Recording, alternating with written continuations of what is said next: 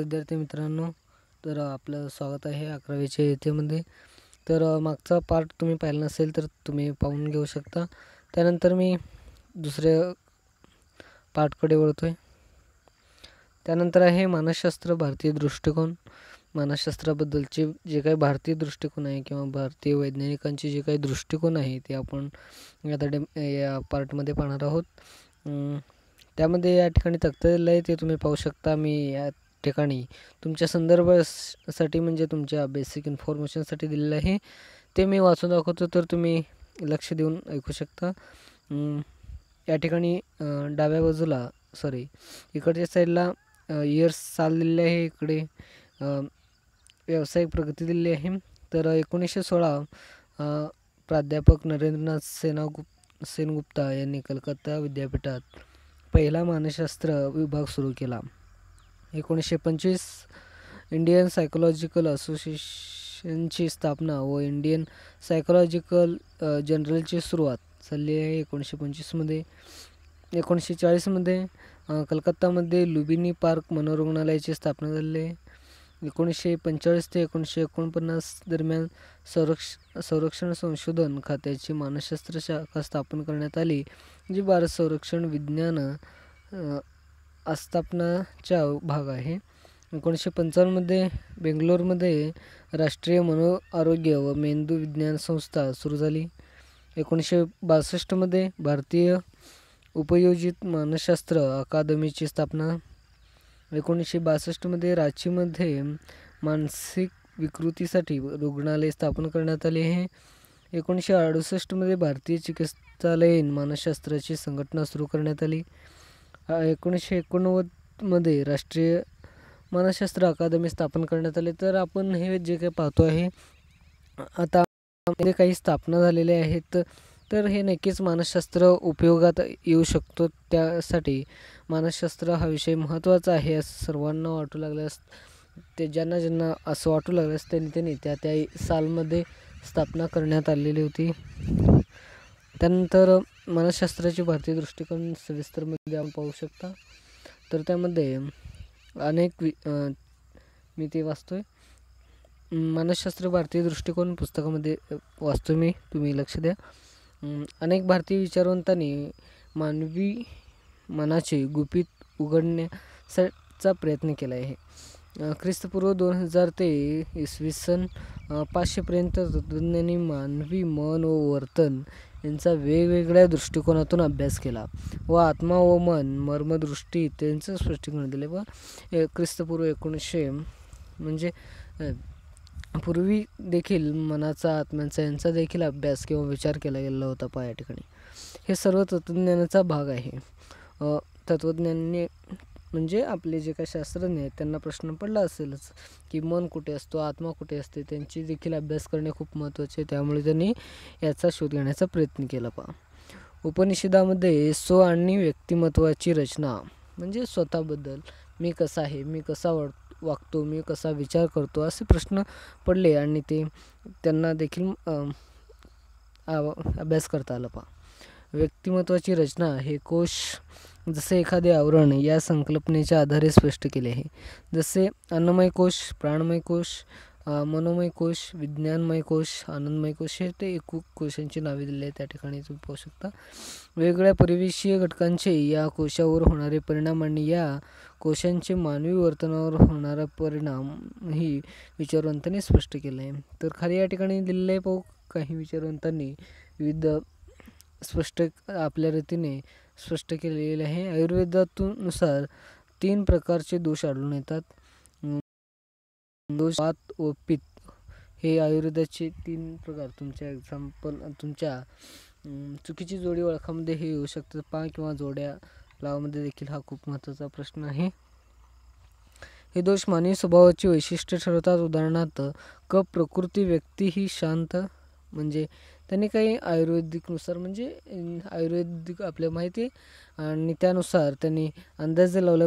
त्यांनी 3 भागामध्ये विभागणी केली आहे. पहिल्या भागामध्ये हे ज्या प्रकृतीमध्ये कफ आढळतो म्हणजे ती व्यक्ती शांत असते, लवचिक असते, संयमी असते व काळजीवाहू असतात. काही लोकांमध्ये हे गुण असतात, तुम्ही पाहिलं असेल. त्याची स्मरणशक्ती दांडगी असते. असे म्हटले जाते की अशा व्यक्तींना कुठलाही विषय समजून घेण्यास थोडा वेळ लागू शकतो, परंतु एकदा समजले की ते दीर्घकाळ आपल्या स्मृतीत त्याचे जतन करू शकतात. समाजात आपल्याला असे लोक पाहायला मिळतात पहा. वात प्रकृतीच्या व्यक्ती ह्या लहरी असतात. आता या ठिकाणी पहिला कफ दिला, त्यानंतर वात. आता या लहरी असतात, म्हणजे त्यांची मनस्थिती व विचार हे सतत बदलत असतात. त्यांना पटकन राग येतो, पण ते शांतसुद्धा पटकन होतात. आपल्या मुलांमध्ये किंवा आपल्या वर्गामध्ये मित्रमैत्रिणींमध्ये देखील असले मुलं असतात बघा. ते मनस्थिती आणि विचारासारखं बदलत असतात. त्यांना पटकन राग येत असतो. हे काही असतात, गुण असतात पहा. पण ते शांतसुद्धा पटकन होतात. ते कलाप्रेमी असतात. आता वित्त प्रकृतीचे व्यक्ती अतिशय हुशार असतात. त्यासुद्धा शीघ्रकोपी असतात. त्यानंतर खाली कृतीला ते तुम्ही सोडू शकता. तर त्याच्या खाली पाहतो मी, दोघांचे व्यतिरिक्त गुण या संकल्पनेच्या आधारे सुद्धा मानवी स्वभावाचे विश्लेषण केले जाऊ शकते. हे गुण पुढील प्रमाणे आहेत. या ठिकाणी काही गुण दिले आहेत, ते आपण पाहूयात. 3 गुण आहेत वाटतं. तत्वगुण, राजस गुण आणि तामस गुण. आता यामध्ये बघा आयुर्वेदाचे 3 प्रकार आणि हे 3 गुण.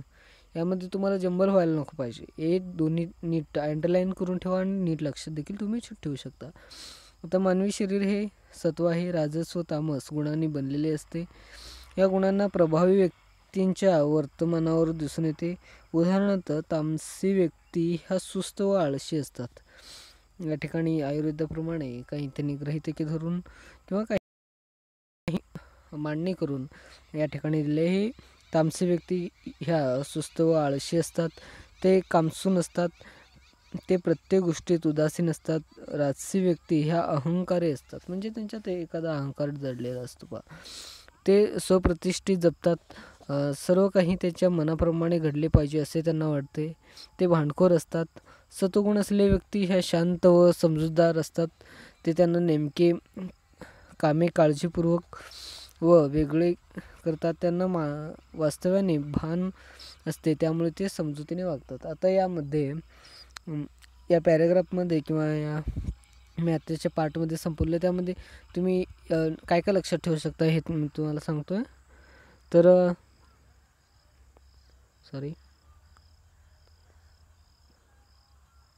तर यामध्ये तुम्ही आयुर्वेदाचे 3 प्रकार लक्षात ठेवू शकता आणि हे 3 गुण जे काय आहेत ते 3 गुण आणि त्यांची सविस्तर म्हणजे थोडीफार आता त्यांच्यामधील कोणते गुण असतात. आता उदाहरणार्थ कफ प्रवृत्तीचे व्यक्ती ही शांत, लवचिक, संयमी, काळजीवाहू असतात. असे तुम्ही हे तिन्ही म्हणजे 6 प्रकार तुम्ही लक्षात ठेवा. या ठिकाणी तुम्ही कृती पाहूयात आपण. तामस व राजस आणि सत्व गुणांची आखणी काही वैशिष्ट्ये शोधून काढा. तुम्ही काढू शकता. तुमच्या व्यक्तिमत्वामध्ये कोणत्या गुणाचा प्रभाव आढळतो. आता तुम्ही ॲनालिसिस करून या दृष्टिकोनामध्ये तुम्ही कशात बसता हे तुम्ही पाहू शकता. इसवी पूर्व 5व्या शतकामध्ये म्हणजे योग सूत्रामध्ये पतंजलीने मानसशास्त्राविषयी आपले विचार मांडले आहेत. पतंजली हे वैज्ञानिक दृष्टिकोन असलेले महान योगी होते. आतासुद्धा योगी आहेत आपले रामदेव बाबा, त्यांचे गुरु असतील. आता पतंजली आपल्याला तर माहिती आहे, खूप एक ब्रँड देखील आहे. पतंजली हे वैज्ञानिक दृष्टिकोन असलेले महान योगी होते. त्यांनी बोधात्मकतेचा विविध पातळ्यांचा अभ्यास केला व आध्यात्मिक उन्नतीचा मार्ग दाखवला. अष्टांग योग, आता पतंजलीचे जे योग आहेत ते खूप महत्त्वाचे 8 योग आहेत, ते आपण खाली पाहूयात. हा त्यांचा सिद्धांत आजही उपयोगास येतो. यम, नियम, आसन, प्राणायाम, प्रत्याहार, धारण, ध्यान व समाधी हे अष्टांगाचे 8 भाग आहेत. त्या ठिकाणी तुम्ही दिले, या स्क्रीनवर देखील तुम्ही पाहू शकता. तर यम आहे, नियम, आसन, प्राणायाम, प्रत्याहार, धारण, ध्यान, समाधी 8 भाग आहेत. हे तुम्ही लक्षात ठेवू शकता. याची काही सविस्तर माहिती वगैरे येणार नाही, फक्त तुम्ही 8 भाग विचारले तर त्या ठिकाणी तुम्हाला सांगता यायला पाहिजे. आपल्या इच्छा व आकांक्षावर ताबा मिळवण्यासाठी त्याचा उपयोग होतो. अनेक भारतीय संतांनी व विचारवंतांनी मानवी मन व वर्तन ह्यावर आपले विचार मांडले आहेत. जैन तीर्थकर, संत कबीर, समर्थ रामदास, स्वामी विवेकानंद इत्यादी विचारवंतांनी मानवी मन व वर्तनाच्या वेगवेगळ्या पैलूंवर प्रकाश टाकला आहे. यावरून त्यांच्या मानवी वर्तनाचा सखोल अभ्यास दिसून येतो. त्यानंतर आपण या ठिकाणी काही संतांची नावे दिली आहेत. त्यांचे कर्म, त्यांचं जो काही वर्तन आहे आणि मन आहे यावर त्यांनी प्रभाव टाकलेला आहे. त्यानंतर मानसशास्त्राची ध्येय आपण पाहूयात. मानसशास्त्राची ध्येय 4 आहेत या ठिकाणी. त्यापूर्वी ते कृती दिलेली आहे, तुम्ही ती पाहूयात. तर त्याच्या पलीकडे जर प्रश्न दिले आहेत. तुम्ही 11वीत मानसशास्त्र हा विषय का निवडलात? आता काहींना मानसशास्त्र हा विषय आवडत असेल किंवा नवीन असेल, काहीतरी शिकायला भेटेल यामुळे घेतले असतील. काही जण आपले मामा सांगितले किंवा आपले कोणीतरी सांगितले हा विषय चांगला आहे हे म्हणून ते घेतले असतील. अशी विविध कारणे तुमची असू शकतात. इतर विषयाच्या तुलनेत तुम्ही मानसशास्त्र ह्याला विषयाची निवड का केलीत? तर तुमच्याजवळ उत्तर असेलच नक्कीच. काय केली म्हणजे तुम्हाला आवडत असेल वगैरे, नाहीतर तुम्हाला मानसशास्त्र हा विषय नवीन आहे म्हणून शिकण्यास काहीतरी भेटेल किंवा आपल्याला देखील जाणून घ्यायची काहीतरी आवड असेल तर आपल्याला हा विषय निवडला असेल तुम्ही. आपण मानसशास्त्राचा अभ्यास का केला पाहिजे असं तुम्हाला वाटत असेल. मानसशास्त्र का शिकायचं बाबा, हे कुठं हे काय कळतच नाही मानसशास्त्र असं तुम्हाला वाटत असेल. तर मानसशास्त्र तुमच्या बुद्धीला वाव देण्यासाठी, तुमच्या शरीराची जी काही विविध क्रिया असतात या क्रियांवर नियंत्रण ठेवण्यासाठी मानसशास्त्र हे खूप उपयोगी आहे. म्हणजे मानसशास्त्रामध्ये म्हणजे आपल्या जीवनात जे काही घडत आहे, आपण कसे वागत आहोत, कसे बोलत आहोत, आपण काय करत आहोत याबद्दल सर्व माहिती या ठिकाणी असते. आता मगाशीच ज्या उदाहरणाद्वारे पाहिलं आपण, जे काय आपल्याकडे आयुर्वेदाचे 3 प्रकार होते, यामध्ये आपण आपली तुलना करू शकतो. जर आपल्याला राग जास्त येत असेल तर आपण राग देखील, आपल्याला जर समजत असेल तर आपण राग देखील कंट्रोल करू शकतो. ओके. त्यानंतर कृती तुम्ही पाहू शकता. कृती मी वाचून काढतो तर तुम्ही लक्ष देऊ शकता. खालील विधाने वाचा, प्रत्येक विधानांचे विश्लेषण करा आणि त्यातून मानसशास्त्र ध्येय व रोजच्या जीवनातील मानसशास्त्र महत्त्व यावर भाष्य करा.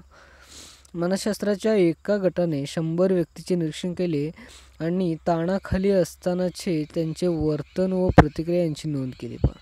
आता यामध्ये तुम्ही जे काही मानसशास्त्राने का नोंद केली बाबा, त्यांचे ध्येय कोणते आणि त्यांच्या रोजच्या जीवनातील जे महत्त्वाची जे काही क्रिया आहे त्यावर तुम्ही भाष्य करू शकता. हे तुम्ही 3 उदाहरणं सोडवतील अशी मी आशा करतो. मानसशास्त्राचे मुख्य 4 ध्येय आपण खाली पाहूयात. या ठिकाणी तुम्ही चित्राद्वारे देखील लक्षात ठेवू शकता. वर्णन म्हणजे काय हा प्रश्न तुमच्या पुढे यायला पाहिजे. स्पष्टीकरण म्हणजे का. पूर्वकथन म्हणजे अपेक्षा तुम्ही लक्षात ठेवू शकता किंवा पूर्वानुमान. नियंत्रण म्हणजे बदल किंवा सुधार. त्या सविस्तर पुढे आपण पाहूयात. पहिला वर्णन, काय घडत आहे. आता वर्णन म्हणजे आपण एखाद्या गोष्टीचं वर्णन करताना तिथे काय घडत आहे, तो वर्णन का करायचं आहे, असे काही प्रश्न पडतात. वर्णन म्हणजे तिथे काय घडत आहे ह्या प्रश्नाद्वारे सुरुवात करूयात आपण. ओके. मानवी वर्तन व मानसिक प्रक्रिया यांची अचूक ओळख व वर्गीकरण हे मानसशास्त्र मूलभूत ध्येय आहेत. तर मानसशास्त्र ध्येय काय पाहूयात. मानवी वर्तन जे काय असतं माणसाचं आणि मानसिक प्रक्रिया जे काय असते. आता वर्तन म्हणजे एखाद्या ठिकाणी ॲक्सिडेंट झाला आहे आणि तो त्या ॲक्सिडेंटमध्ये मदत करतो का आणि तो काही विचार करत बसलो का, तो काय रागाने बघतो का, हे जे काही वर्तन आणि मानसिक प्रक्रिया आहेत यांचे जे काही वर्णन करतात ते खूप महत्त्वाचं आहे. हे मुख्य ध्येय आहेत. व्यक्ती विचार कशा करतात, त्यांच्या वर्तनाला कोणती घटकं कारणीभूत असतात, व्यक्ती एका विशिष्ट परिस्थिती कशी प्रतिक्रिया देते, या प्रश्नांची उत्तरे मिळवण्यासाठी संशोधकाला त्या व्यक्तींचे भौगोलिक, सामाजिक व आर्थिक, सांस्कृतिक इत्यादी घटकांमधील त्यांच्या वर्तनाची नोंद करणे आवश्यक असते. आता उदाहरणात पाहूयात.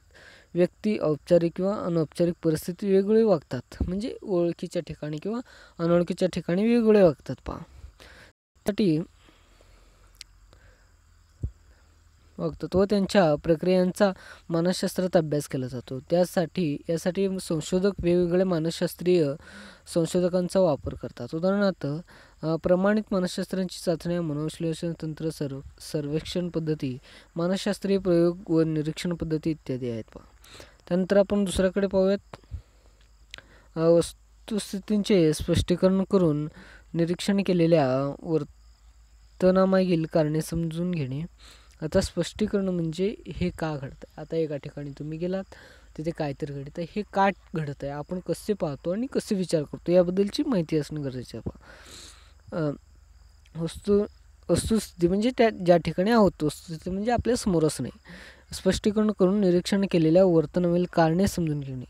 आता त्या ठिकाणी तुम्ही जे काही निरीक्षण करता आणि ते निरीक्षण तुम्ही कसे करता हे तुम्हाला समजून घेता आलं पाहिजे. बघा,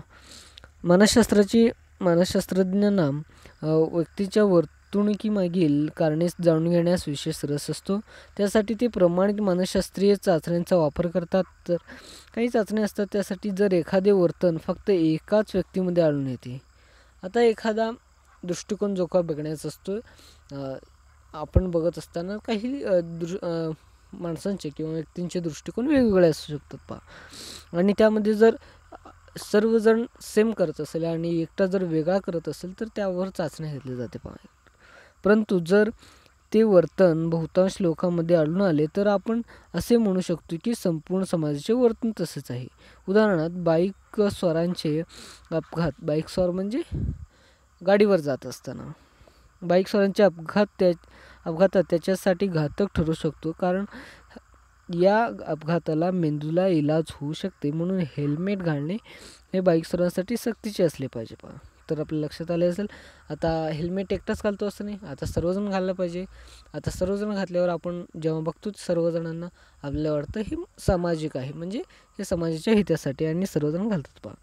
पूर्वकथन म्हणजे पुढे काय होईल, एखादी परिस्थिती. आता पूर्वकथन म्हणजे पुन्हा एकदा आठवणे किंवा पुन्हा एकदा रिपीट करणे. अनेक परिस्थिती मानवी वर्तनावर व मानसिक प्रक्रियावर कसा परिणाम होऊ शकतो याचे पूर्वकथन करणे हे मानसशास्त्राचे तिसरे महत्त्वाचे ध्येय आहे. पूर्वकथन करण्यासाठी मानवी वर्तनाचा स्वाभाव्य परिणाम माहीत असणे गरजेचे आहे. म्हणजे त्यांचे पूर्वीचा जो काही वर्तन आहे ते माहिती असणे महत्त्वाचे आहे. उदाहरणार्थ पाहूया आपण.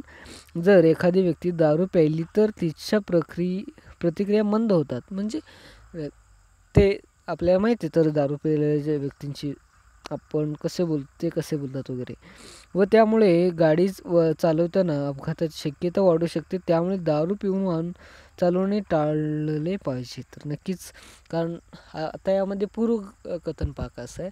तर आपल्याला माहिती आहे दारू पिऊन गाडी चालवू नये, आणि ही गोष्ट जेव्हा दारू पिलेल्या माणसाला आठवत नाही, कारण त्याची बुद्धी किंवा प्रक्रिया जरा मंद झालेली असते पहा या ठिकाणी. त्यानंतर आहे नियंत्रण.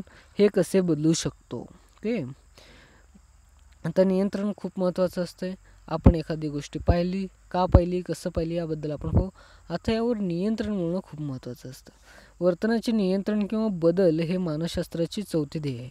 मानवी वर्तनाला आकार देऊन ती विशिष्ट दिशेने वळण देणे म्हणजे वर्तनाचे नियंत्रण. म्हणजे जे मानवी वर्तन आहे त्याला विविध आकार देता आला पाहिजे पहा. जेव्हा संशोधक वेगवेगळे मानसशास्त्रीय सिद्धांत वापरून मानवी वर्तनात बदल घडवून आणण्याचा व नको असलेले वर्तन घडवून न देण्याचा यशस्वी होतात पहा. आता काही माणसाचे वर्तन होते पहा. आता मी एक जुना वर्तन सांगतो, एक उदाहरणावर तुम्हाला लक्षात येईल. तर पूर्वी माणसं जे काही सकाळी संडासला जात होते ते बाहेर जात होते पहा. आणि जेव्हा संडास बाथरूम आला, आता माणसांना ते माहिती नव्हतं संडास बाथरूममध्ये बसायचं. पण जेव्हा संशोधकांना लक्षात आलं की आपण संडास बाथरूम बनायला पाहिजे, जेव्हा त्यावेळेस अप्लाय झाला तेव्हा माणसांना नवीन वाटायचं हे काय संडास बाथरूम याच्यात बसायचं का. म्हणजे ज्यावेळेस नवीन संडास बाथरूम आलं त्यावेळेस त्याची विचार करण्याची प्रक्रिया काय होते, या बंद खोलीत बसायचं आपण असं वगैरे. आपण जेव्हा बाहेर जात होतो तेव्हा चांगलं वाटत असे त्यांना रोज, पण जेव्हा त्या बंद खोलीत बसायचं तेव्हा त्याला अडचण येत असे. म्हणजे एक उदाहरण सांगितलं तुम्हाला.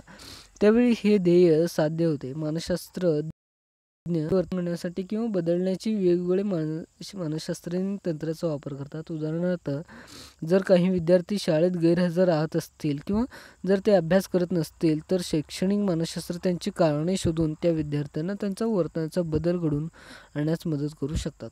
काही विद्यार्थी असतात, आता विद्यार्थ्यांमध्ये देखील काही विद्यार्थी अभ्यास करतात, काही करत नाहीत. तर यामध्ये नियंत्रण मिळवण्यासाठी मानसशास्त्रज्ञांनी किंवा त्यांचा विचार केला जातो की ते का करत नाहीत. तर त्यांनी असा अंदाज लावतात की काही वेळा पालकांचा दुर्लक्ष होतो, काही वेळा शिक्षकांचा दुर्लक्ष होतो, काही वेळा त्यांच्या सामाजिक जीवनामधील काही जे काही समाजातील घडणारे घटकामुळे त्यामुळे ते अभ्यासाकडे लक्ष देत नसतात. असे विविध कारणे असू शकतात पहा. शालेय समुपदेशक विद्यार्थ्यांच्या मानसिक समस्यांचा अभ्यास करून त्यांचा समुपदेशन व मार्गदर्शन करू शकतात. आजच्या काळात विद्यार्थ्यांच्या वेगवेगळ्या गोष्टीमुळे ताण येतो, जसे धमकावणे, पालकांचे अपवास्त अपेक्षा काय असतात, पालकांच्या अभ्यास करा, जास्त मार्क मिळवा, अशा अपेक्षा असतात. त्यामुळे आता तुम्हाला देखील जास्त अभ्यास करा म्हणतात तुम्ही, त्यामुळे देखील तुम्ही काही लेक्चर पाहत असता एक्स्ट्रा वगैरे. तर हे आपल्या वडील सांगतात किंवा आई सांगते, टीचर सांगते, यामुळे करू नका. तर तुम्हाला शिकायचं या उद्देशाने तुम्ही करा, असं मी सांगू इच्छितो. हानिकारक चढाओढ इत्यादी असतात. समुपदेशक अशा विद्यार्थ्यांना त्यामागील कारणे समजावून सांगून त्यांच्या वर्तनाची शक्य तेथे बदल घडवून आणू शकतात. तर नक्कीच काही विद्यार्थी, आता मी सांगितल्याप्रमाणे तुमचे पालक जर अभ्यास करा म्हणून सांगत असेल तर तुम्ही करा, परंतु तुम्ही जेव्हा हे लक्षात ठेवत जावा की पालक सांगतातच म्हणून अभ्यास करू नका, सांगतात हे भल्यासाठी आहे आणि आपण अभ्यास करायला पाहिजे हे असं धरून तुम्ही अभ्यास करू शकता. वर्तनात शक्य तेथे बदल घडवून आणू शकतात. ताण हा आजच्या धक्काधक्कीच्या जीवनातील अविभाज्य घटक आहे. तर नक्कीच ताण हा येतोच माणसाला. आपल्या वर्तनात बदल करून आणण्यात ताणावर नियंत्रण मिळू शकतो. तो बदल करण्यास समुपदेशक विद्यार्थ्यांना मदत करतो. आता या ठिकाणी तुम्हाला चित्र दिले आहे मानसशास्त्राची मुख्य ध्येय. या ठिकाणी तुम्ही पाहू शकता. पहिला आहे वर्णन, म्हणजे एखाद्या गोष्टीचे वर्णन. स्पष्टीकरण म्हणजे त्याबद्दल सांगणे. नियंत्रण म्हणजे त्यावर नियंत्रण कसं मिळतं, त्याला काय पाहिजे आहे. अवलोकन म्हणजे ते कसं होतं हे आपण पाहू शकतो.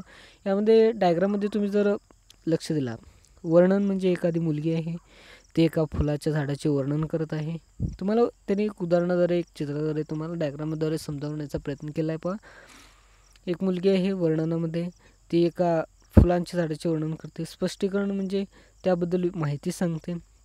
नियंत्रण म्हणजे त्याला जपण्यासाठी किंवा नियंत्रण करण्यासाठी त्याला पाणी किंवा सूर्यप्रकाश हे खूप महत्त्वाचे ते घालते. पूर्वकथन म्हणजे ते जेव्हा होतं, जेव्हा वाढल्यावर त्याला ते बघून सांगते की म्हणजे त्या गोष्टीचं म्हणजे पुनर्गठित सांगते. पहा, त्यानंतर खाली 2 कृतीले तुम्ही आतापर्यंत पाहिलेल्या मानसशास्त्रीय ध्येयांची आणखी काही उदाहरणे शोधा. ती ध्येय तुमच्या खऱ्या आयुष्यातील असली पाहिजेत किंवा ध्येय गाठण्यासाठी तुम्ही प्रयत्न केला असेल. आता मानसशास्त्राला ध्येय सोडून आपले ध्येय काय असणार, आपण कुठेतरी उच्च पदाला जाऊन नोकरी वगैरे करण्याची किंवा काहींना शेती करण्याची आवड असेल, म्हणजे हे तुमचे ध्येय असू शकतात. काहींना आपल्या आईवडिलांची सांभाळायची ध्येय असतात, असे विविध ध्येय असू शकतात. काहींना आपली लग्न करायचं देखील काही असतं, एक्सेट्रा. ओके, कृती दुसरा पाहूयात, 12वा पाहूयात. इंटरनेटवर शोधून या प्रत्येक ध्येयावरील किमान एक संशोधक शोधून काढा. तुम्ही ते काढू शकता. त्यानंतर मी आता इथंच थांबतो. धडा संपला आहे. दुसरा धडा पाहिजे असेल तर मला कमेंट बॉक्समध्ये नक्की कळवा आणि चॅनलला सबस्क्राईब करा आणि लाईक बटन दाबा. ओके, थांबतो.